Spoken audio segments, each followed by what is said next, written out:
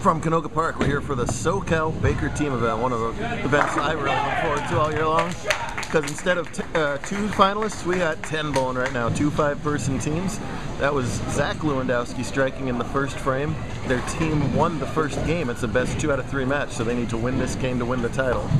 Kevin Jones going to bowl the first and 6th frames of the opposing team. They called themselves Tajiri's Garage because Josh was carrying all the balls and it looked like a pro shop in there. A couple bowlers on fire on this purple team on the left that was called Throwing It Good with 3 O's. Oscar Chan is definitely one of them, having a great season so far. Crushed the 5-game scoring record about a month ago. That was not going to be crushed this weekend as we bowled on 2 really, really tough patterns. Montreal yesterday and a brutal Sydney pattern today, the shortest WTDA pattern but a heavy volume. It's essentially short US Open, and it was all about attempting to mark today. Easier said than done. Speaking of, Jones slides by the 3-6.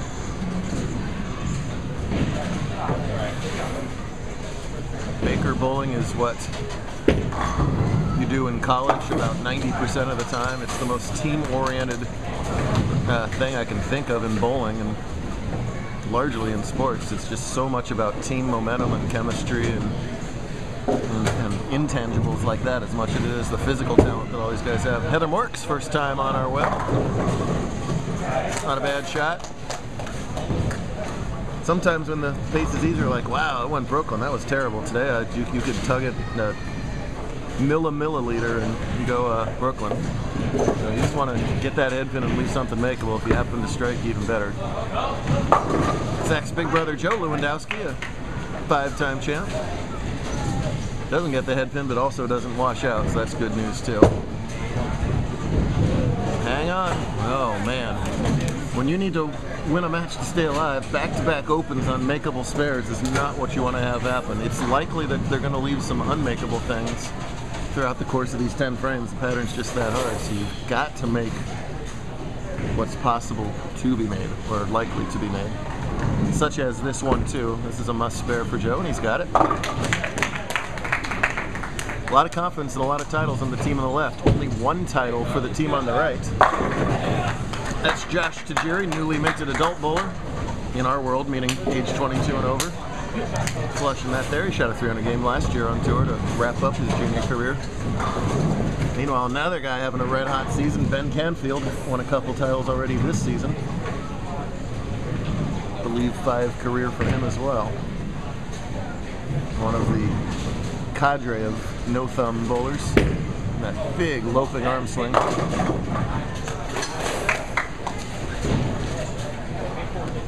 It's a weird short pattern. If you cut it short at all, it's going to scream across the head pin, but if you get it to the right, it also hangs because of that heavy original volume. Very demanding pattern. Miguel Garcia has only bowled a couple JVTs.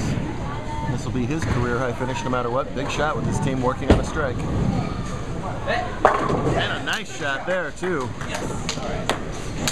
Playing further out. That was where a lot of bowlers started today. A lot of people have had to migrate away from that. He's still getting that ball to project from the far outside line. A nice ball. Ben goes hard and straight at the bucket. It's about as straight as Ben can throw a bowling ball right there, and he covers it up. That's a really nice spare. Anything more than a single pin spare is an accomplishment today. There's no 2 ways about it. 20 teams, very good turnout. Notice that you're not seeing the Dadul Textiles team. They were going for the 5-peat, and they missed the cut today, so. Maybe the story of all 10 of them is Deron Booker right there tripping that 4-pin. Veteran of the tour, still looking for his first career title. He's got a bunch of seconds he would like to end that very long chase for the title today. And maybe the hottest bowler on tour right now, Eric Hatchett, won the Desert Open last weekend.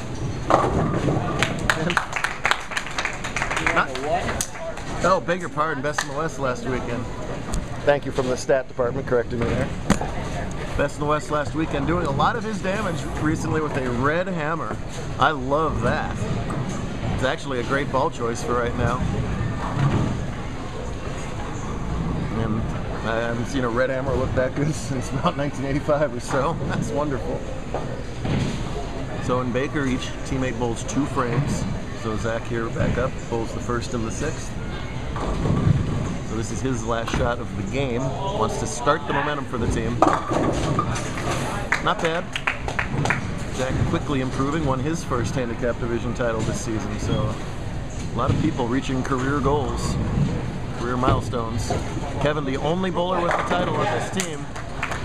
And that Brooklyn strike makes it a 4-bagger. If they win, we'll bowl a 3rd and final game for the title. Uh-oh. Zach hung onto that ball there and throws it in the ditch, and they trail by a lot now. 2 opens, no doubles versus 4 opens, 2 doubles. In anybody's game, it's so easy to open that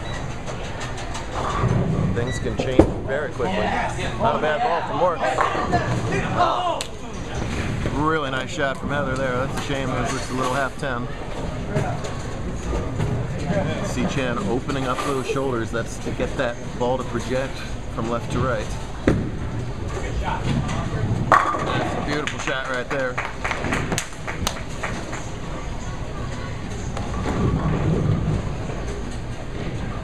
Cross lane at the 10-pin. She wants to flatten this ball out just as much as she can. And that's how you do it. Spare for Morkes. Their team leads by 41 pins through 6 frames. Joe can cut into that lead by 10. The strike here in the 8th. Big shot. Look out. I've seen that all day long. You've got to get it out there and trust it out there, but just a little bit wrong through the heads, and you're not even going to think about the head pin in one direction or the other. Meanwhile, Tajiri is good again. He went strike for his 2 frames. I'm fairly certain this was the lowest cut ever. Of course it's a different format than usual. I bet 200 down the lead, and the cut was, what was it, 4? The cut was over 400 down for 12 games. So let me see, that's somewhere lower than a 170 average team-wise to make the cut for those 12 games. Extremely demanding conditions. Strike here would just about lock it up for this game. Right there, good shot. Wow. Boy, Garcia looks locked in from that outside line. So we're going to have a game 3 here. And there's never garbage time in this format because it's important for these guys to use these frames of what's going to be a non-winning game to, you know, work on whatever they need to work on. But they are going to flip-flop lanes, so they also have to be thinking about what they did differently, if anything, on the other lane. The higher seeded team, and that is the guys in purple there, had the choice of what lane to start on, so they wanted to finish on lane 30 if it got to game 3. Oh! Make that red hammer talk and send pins across the lane.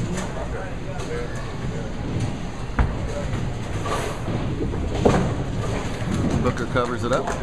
So one more game of bowling to go here in a long but fun weekend here at Canoga. Be sure to watch part 2 to watch what will be the title match.